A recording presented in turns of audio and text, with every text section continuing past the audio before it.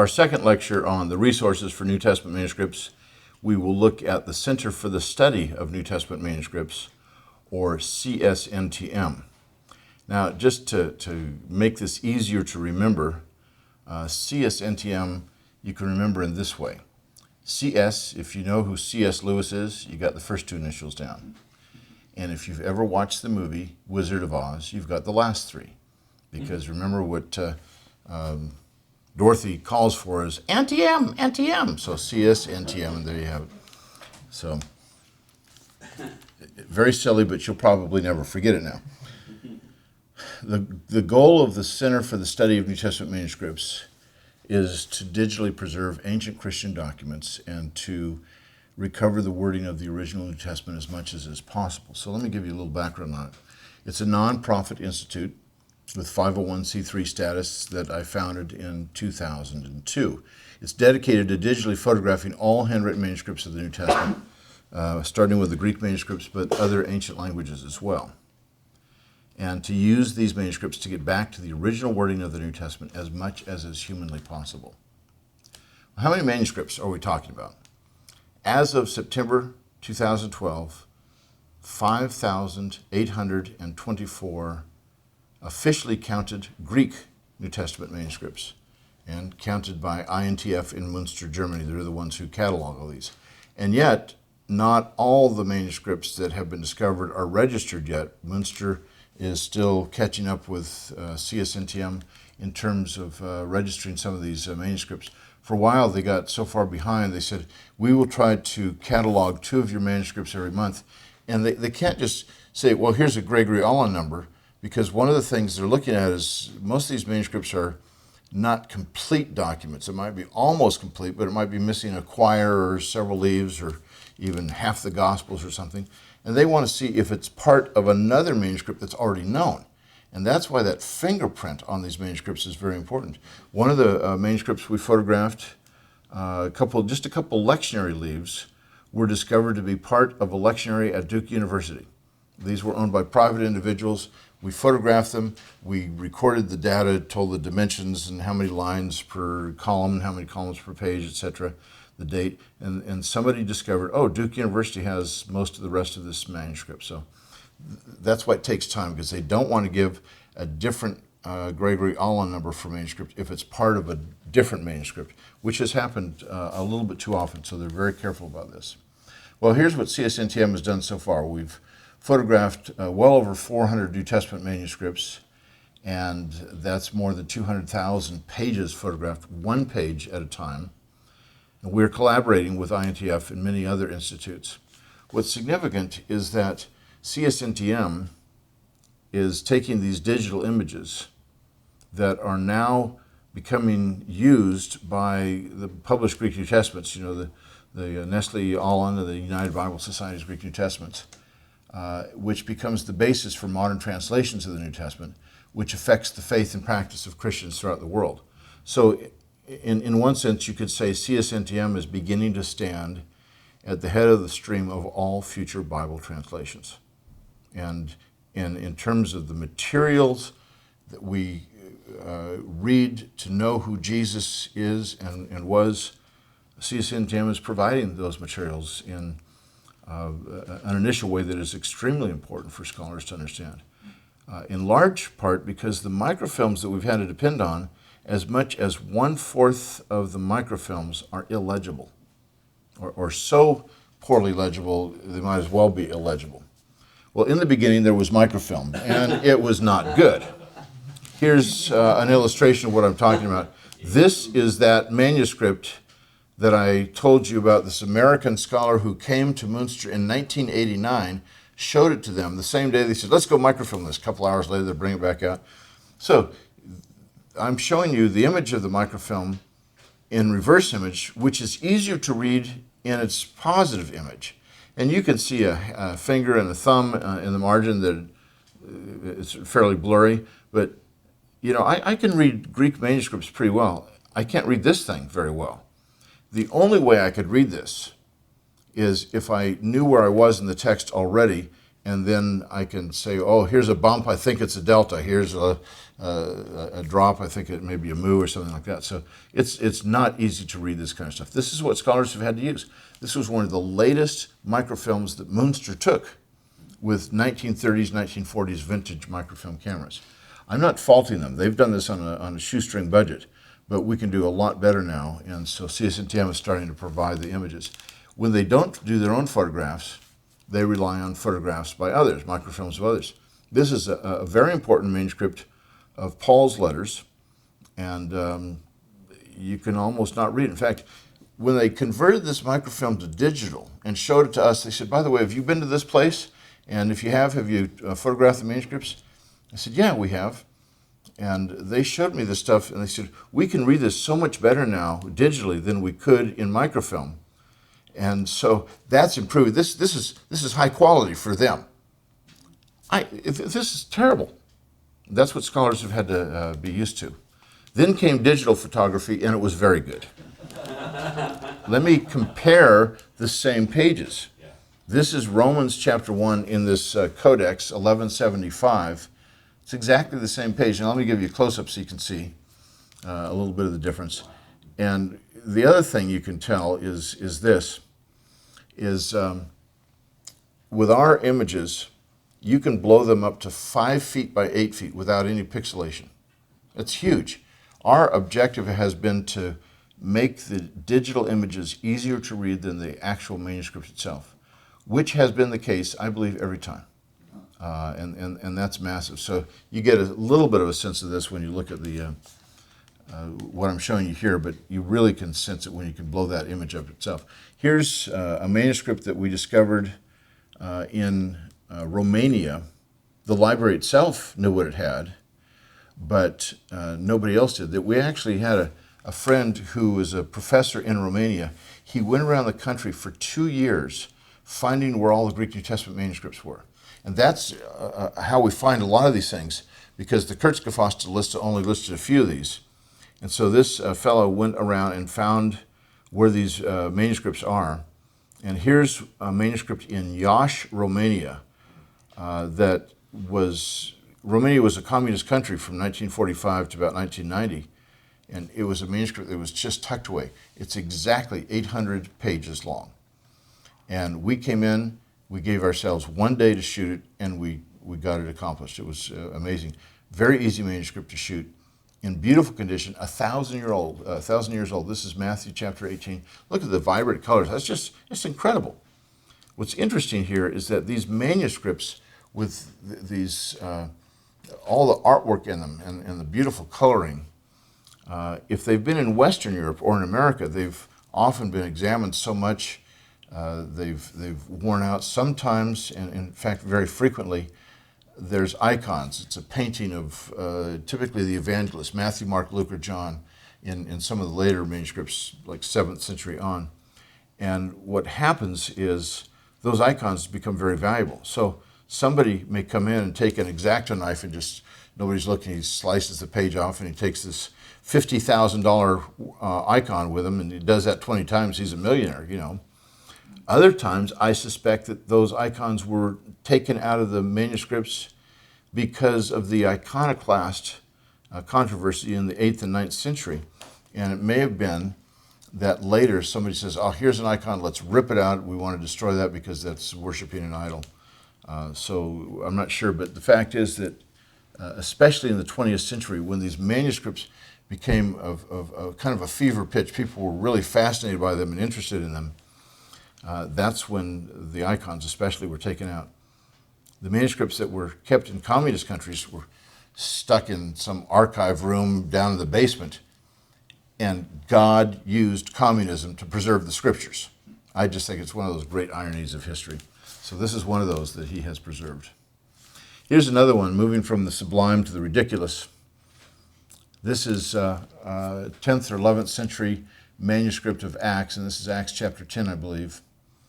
And you'll notice, you know, the handwriting looks pretty good, but you'll notice the upper right corner, it looks like chicken scratches. What this is, it's a child's handwriting of the Greek alphabet. Well, does that mean he's a really smart kid? No, it means he's Greek. That's the alphabet he knew. And it starts with a single cross and it ends with 3 crosses and a dash at the end. But you'll notice it's got a lowercase alpha, then a capital beta, capital gamma, lowercase delta, etc. Goes on through like that. What's interesting is, if you see the handwriting, the alphabet of a 6-year-old, for example, they're going to mix the lowercase and the uppercase. They can't remember which is which, and so they do that. This is some child who was probably invite an obscure relative to the monastery day, and so this monk who's copying this text out, he's got a 6-year-old nephew who comes, and he's taking a coffee break, and the kid comes in and scribbles out the alphabet in the upper corner. And the lower right corner is what the kid drew back, which was a bloody stump, for that kind of a trick. So, I'm not sure what that is, but it sure looks like. I have seen many, many manuscripts with the alphabet written out in the manuscript in a child's hand only once. And then the scribe says, "Oh, okay, I know how to deal with that problem." So, well, our priorities in photographing manuscripts are to go to poor or politically unstable countries, because those are the places where the manuscripts are most at risk. And we have been at places where it's been too late. We were at a little monastery some time ago that only had 2 manuscripts, and they kept them in, it was a cinder block building with a corrugated roof and an old lock that probably hadn't been open in 10 years or more. And so we went to this in a dirt floor, and so the priest unlocked the door, let us in, and they had just 2 manuscripts, I think, sitting on a shelf that they probably hadn't been inside for years. It was very dusty. And I pulled one of the manuscripts off the shelf and opened it up, and all sorts of little bits of paper flew out. It was a paper manuscript. It was already beyond repair. And no, it's not possible to photograph. So I just put it back, and that was the end of that. Sometimes these manuscripts are in places that, most of the time they're in places that are very old, and sometimes they catch on fire. There was a library at a monastery on Mount Athos that got completely burned to the ground just a few years ago. And whatever was in there is now lost forever.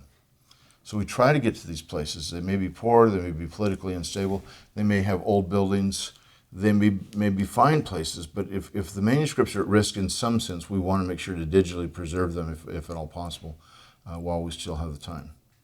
We also go where we have leads on uncatalogued manuscripts. That is, manuscripts that Munster doesn't know about. That adds to the fun. And if you think of the Greek New Testament as kind of a 1,000-piece puzzle of these manuscripts, and maybe we've got 700 of the pieces right now, it'd be nice to find the other 300 to see how they all connect to each other. The illustration breaks down at several points, but it's helpful to think about that you're finding these manuscripts to place them in the genealogical tree, connecting the dots and helping you see how these things work together. We also look at manuscripts and try to photograph manuscripts that are known to be significant. And then finally, every Greek New Testament manuscript is what we want to digitize or what we want others to digitize and at least make sure that those manuscripts are preserved digitally. Well, some of the sites we've been to, these are just some of the sites. The Ecumenical Patriarchate of Constantinople. This is the equivalent of the Vatican for the Eastern Orthodox world. We spent a month there. The Monastery of St. John the Theologian on the island of Patmos, where John wrote the book of Revelation. It's a 900-year-old monastery. We sit in the dining room on 900-year-old stone benches, 30 feet long, sit in there, and we eat there with the priests and the monks. And the abbot comes in and rings a little chime, sits down, offers a prayer, and when he finishes, when it's time to go, he'll ring the bell again. Everybody stands up and he prays, and then we all shuffle out. It's a fascinating place. On the walls, you've got murals of events in the life of Christ and the great creeds of the church. So it's very much like Credo House in that respect. And so it's just a fascinating place. But they have a subterranean library that's one of the finest libraries I've ever been in terms of how they take care of the manuscripts. It's remarkable. The National Archives of Tirana, Albania, where we discovered 28 manuscripts that were unknown to Western scholars. It made news in about 100 newspapers internationally. a remarkable place. And then the University of Michigan in Ann Arbor, Michigan, there are more Greek New Testament manuscripts at the University of Michigan than there are at any other site in all of the Americas. North America, Central America, South America, more there. And that's because in the early 1900s, they were buying these manuscripts. They wanted to get a lot of Greek New Testament manuscripts. They've got 56 of them. Cambridge University has 38 different colleges. We've photographed the manuscripts in some remarkable place, one of my favorite places on earth. The Bavarian State Library in Munich, or Bayerische Staatsbibliothek in Munich, is one of the world's great libraries. They have more incunabula than any other library in the world. You say, well, that's really impressive if I just knew what incunabula meant. Incunabula is a technical term for those books printed on a printing press before the year 1500. So the printing press is invented in 1454. How many titles of books were printed by 1500? 30,000. And the Bavarian State Library has 18,000 of those titles. It's remarkable. Those are always kind of a collector's dream. If I want to get a rare book, I get an incunabulum.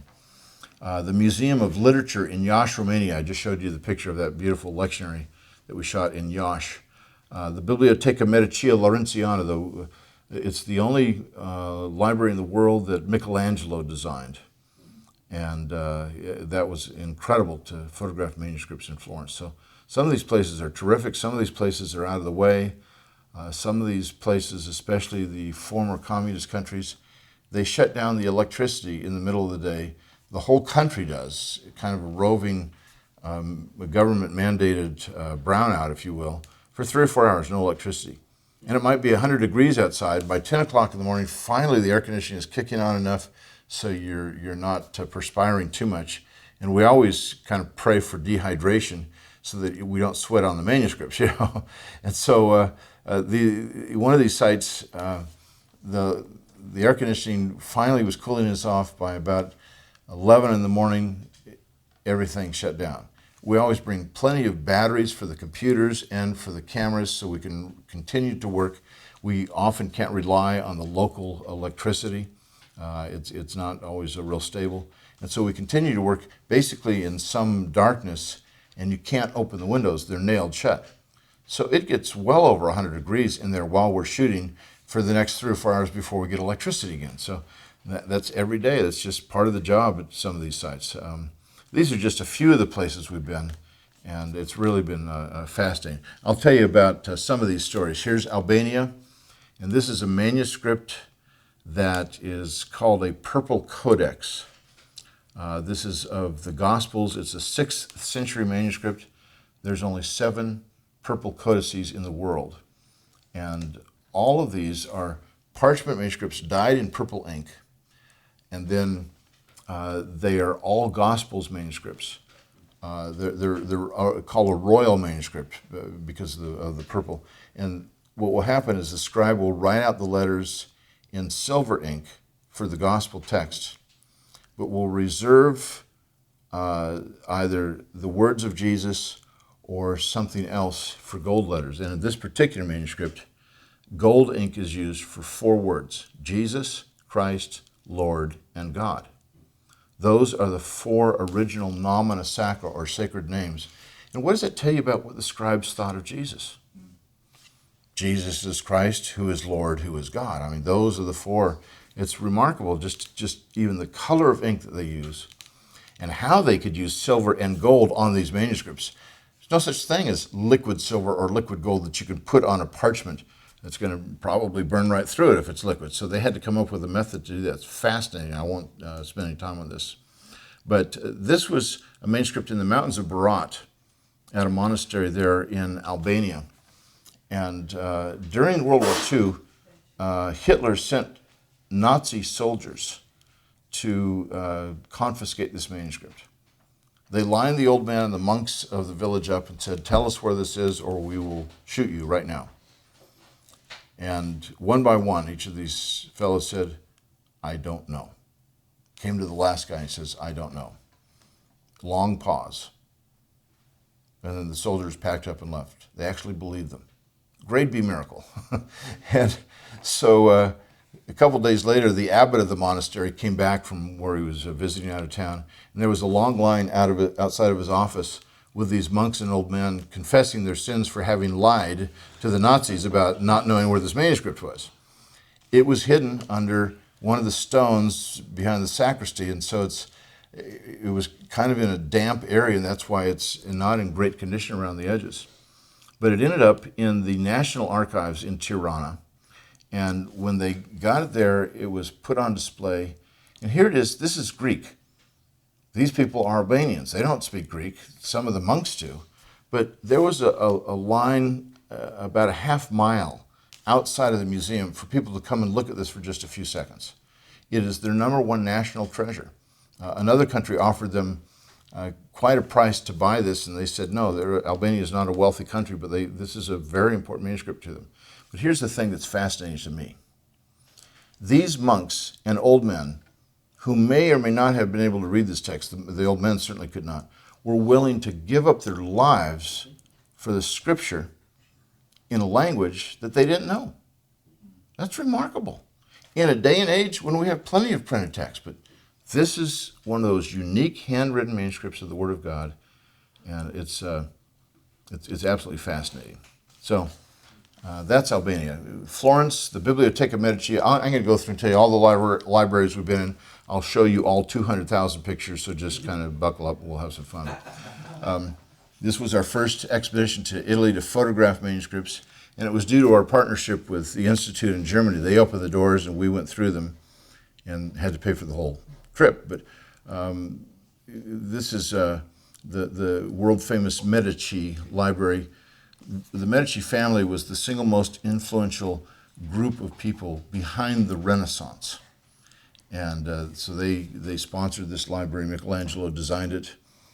And one of the fascinating things about this place is while we were shooting, there was a shooting right outside in the town square. A gunman went and killed some people, and then he could have gone in different directions. The library immediately got locked down. He went and got to a garage, and he was killed by the police. This is not a typical thing in Italy. It may be more typical in Chicago or Detroit, but not Italy. And sometimes we're places where there's a little bit of excitement and risk. So this is part of the monastery. Michelangelo made the ceiling a mirror image of the floor. And there's pictures of cattle here. And the reason for that is they sacrificed their hides to make the manuscripts. So it's kind of a veneration of these animals that have done that. So it's just fascinating symbolism. Athens we try to go to every year. Half the manuscripts, Greek New Testament manuscripts in the world, are owned by Greeks in Greece or at monasteries. And we've been to places like the American School of Classics, the University of Athens, Byzantine Historical Museum, the world-famous Benaki Museum, several other places. And we've discovered manuscripts even in Athens. The librarians may know what they have, but that doesn't mean that Münster knows what they have. And so it counts as a discovery if we're revealing it to Münster, photographing the manuscripts. But here's typically what it's like when we go to Athens. You think of Athens, you think of the Parthenon things. Well, when we think of Athens, this is what we think of, is the day before we get there were riots. The last 3 years we've been there, we've been shooting in the museum district where the riots and the demonstrations were. We'd have to take a taxi, a different route to get there. A year and a half ago when I was there, I left the National Library and walked right into tear gas. So it's an interesting place. I really, really love the Greeks, but Athens it's a hard town to visit. Now, parts of Greece are otherworldly, and here's a place known as Matera. This is in central Greece, and these are stones rising up from the valley below, the stone pillars, and on top of that you see these monasteries. It's just unbelievable. About 1,000-year-old monasteries, and the only way for centuries for you to get up to them was to be hauled up in a net. So here's another monastery that is like that. In the early 20th century, the government said, we're going to have some roads that get in there, some footpaths. And the reason is, if you were hauled up by a net over the years, sometimes it's 1,000 feet high for some of these monasteries, so it's a long way up. you'd ask the monks, how do you know when to replace the nets? And they'd say, God tells us. How does he tell you? Well, you figure it out. You know, the net breaks, that person died. I guess it's time to replace the net. Replace the rope. So this is the comfortable ride up. The only access to the monastery for 900 years. That doesn't look real comfortable. This one really looks bad. And so now God and the government let them know that they should have footpaths to the monasteries instead of nets for visitors. It's an otherworldly looking place. It's just magnificent. Here it is a little foggy, but it just, you can't describe it. You have to experience it together.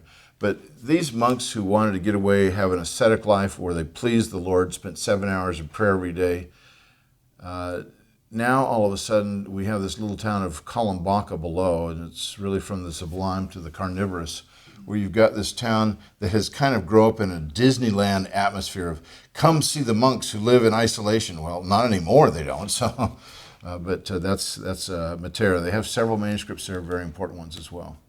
Then there's St. Catherine's Monastery at Mount Sinai, and the oldest monastery in the world. We've talked about it before. We'll talk about it again. Here I am with Father Justin, who is now the librarian, and I love Photoshop. You can doctor it and make yourself look a lot skinnier. That really is how thin Father Justin is, though. But this was in 2002. And here's the library. A look at the library inside. It's not an elegant-looking library, but it's very functional. And I want you to notice, you've got these cans called halon tubes that suck the oxygen out of the room if there's a fire. So anything that's alive in there is going to die, but the books will be saved. And so I think they have the same attitude about the monks at Berat. Let's save the manuscripts at all costs. I kind of agree with that too.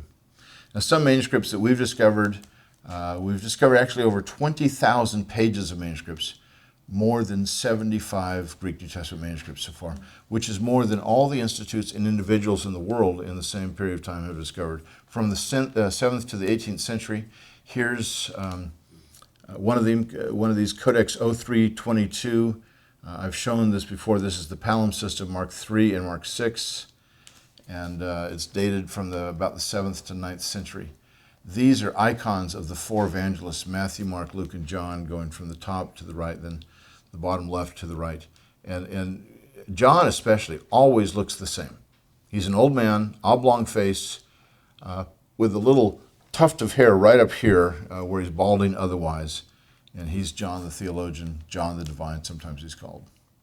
Well, that gives you a little bit of the background on some of these manuscripts. And our website, which I don't need to spend a lot of time on, but you ought to go to it, visit it. We have manuscripts, printed books even, history of the center, things like this.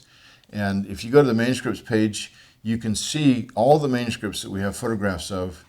There are some that we're not allowed to show people unless they come to the center, but there's, again, hundreds that you can actually look at. And we also have rare printed books, New Testaments that were done as early as Erasmus's 1516, the first published Greek New Testament. We've got that. John Mills with 30,000 textual variants, all sorts of things. Then we have resources. We talk about links to other sites, text critical tools, and a New Testament resources store.